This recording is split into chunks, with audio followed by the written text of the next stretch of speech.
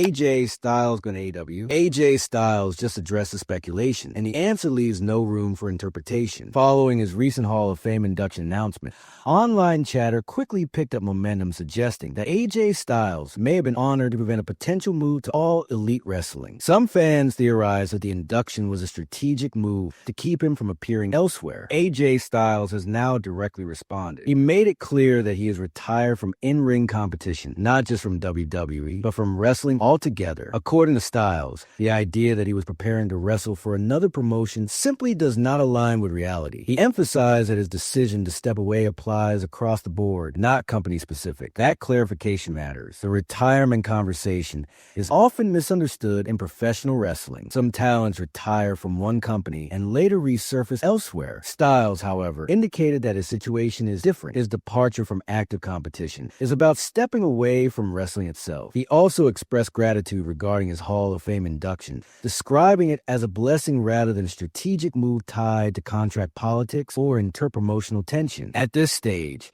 there appears to be no indication of a competitive return, whether in WWE or AEW. While wrestling retirements have historically been fluid, Styles' statement was firm and direct. Speculation may continue, but the message from AJ Styles is clear. This is not about switching companies. It is about closing the in-ring chapter. Cody Rhodes' last contract. Cody Rhodes just made a statement that could define the final chapter of his in-ring career. In a recent interview, Cody Rhodes addressed ongoing speculation about his long-term future. Ever since he returned to WWE after helping launch All Elite Wrestling, questions have followed him, especially about whether another jump between companies could happen someday. Rhodes shut that down clearly. He explained that his upcoming contract with WWE will likely be his final deal as an active professional wrestler. According to him, the plan is simple: sign one more agreement, finish his in-ring career under the WWE banner, and then transition into a backstage role within the company. That distinction is important. Rhodes did not indicate that he plans to leave wrestling entirely. Instead, he suggested that once his in-ring career concludes, he wants to remain involved behind the scenes, potentially helping develop talent and contribute creatively. This mirrors a growing trend among top-tier performers who see long-term value in executive or mentorship roles after retiring from full-time competition. The statement also addresses fan theories suggesting that if crowd reactions ever shifted or creative direction changed, he might consider another company move. Rhodes made it clear that is not part of his thinking. While contract timelines were not disclosed,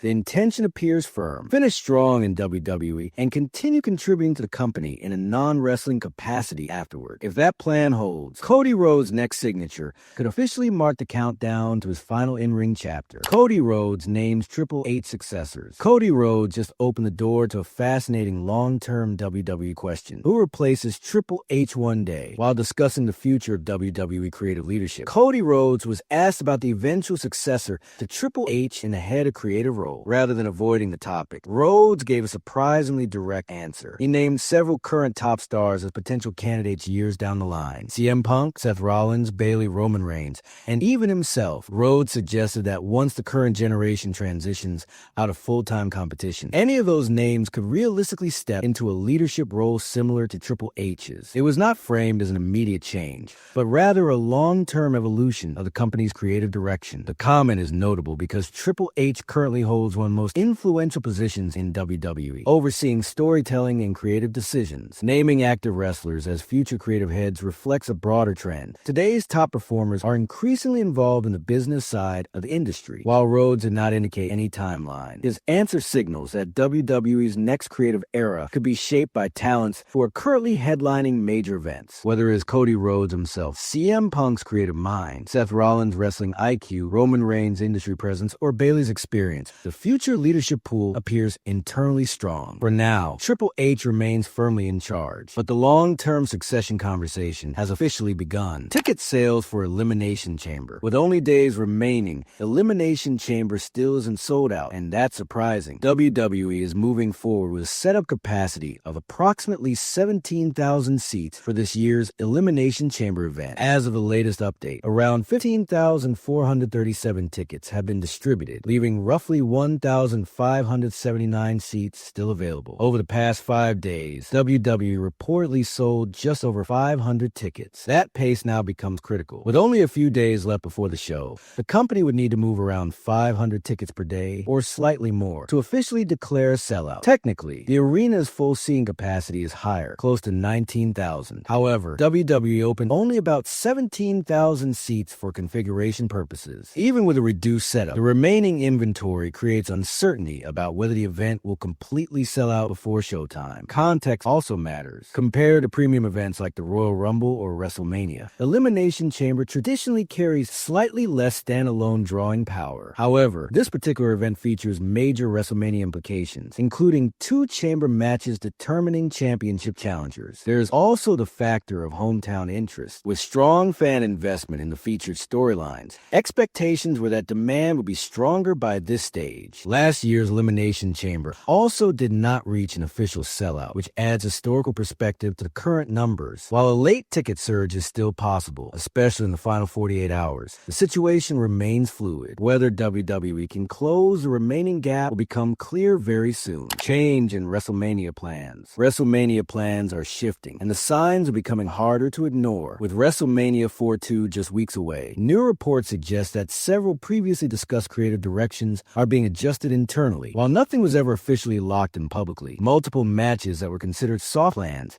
are now reportedly being rewritten. That uncertainty is beginning to reflect on television. WWE has been presenting segments that feel transitional rather than decisive. Storylines appear to pivot week to week, and certain rivalries lack the firm direction typically expected this close to WrestleMania season. In previous years, particularly during the WrestleMania 36 through 38 cycle, reports often indicated that major headline matches were mapped out nearly a year in advance. Long-term planning created a sense of narrative clarity. This year, however, adjustments are reportedly still happening with little time remaining. It is important to clarify that creative changes are not unusual in professional wrestling. Plans evolve due to injuries, crowd reactions, business considerations, or strategic recalibration. However, frequent late-stage rewrites can create perception of indecision, especially when viewers can sense inconsistency on weekly programming. The most intriguing aspect will be how much of this process is eventually revealed in future behind-the-scenes documentaries or content. For now, fans are watching the on-screen product unfold in real time, attempting to read between the lines. There's still enough time for WWE to solidify direction and deliver a cohesive WrestleMania card. But as of now, reports indicate that the creative board is still being adjusted. Whether that leads to a stronger final lineup or a rush one remains to be seen. Jade versus Bianca was original WrestleMania plan. One of WrestleMania's biggest potential women's matches was reportedly planned months ago, but it may no longer be happening. According to updates from the Wrestling Observer newsletter, the original direction for WrestleMania 42